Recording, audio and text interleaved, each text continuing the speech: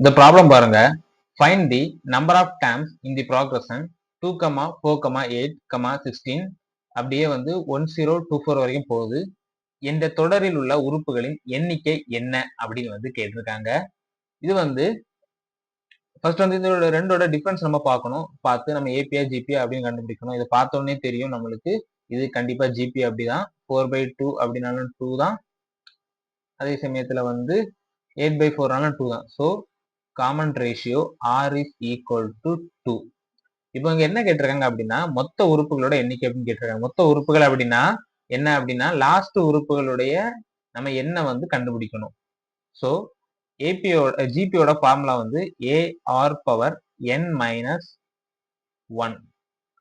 இதுல லாஸ்ட் உள்ள இதோட நம்பர் ஆஃப் டேர்ம்ஸ் தான் நம்ம கண்டுபிடிக்கணும். ஸோ 1024 நம்ம எடுத்துக்கலாம். A ஓட வேல்யூ வந்து 2, R ஓட வேல்யூ வந்து 2. அதை அப்படியே போட்டுக்கலாம். 2 into 2 power n minus 1 is equal to 1024. இதை நம்ம கட் பண்ணிக்கலாம். 512 வரும்.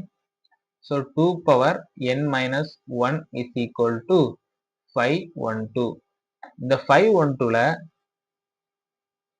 எவ்வளவு வாட்டி 2 டிவிசிபிளா இருக்கு அப்படின்னு பார்க்கலாம். பார்த்தோம் அப்படின்னா 2, 5, 6, 1, 2, 8, 6, 4, 3, 2 போட்டாங்கன்னா 2, 6,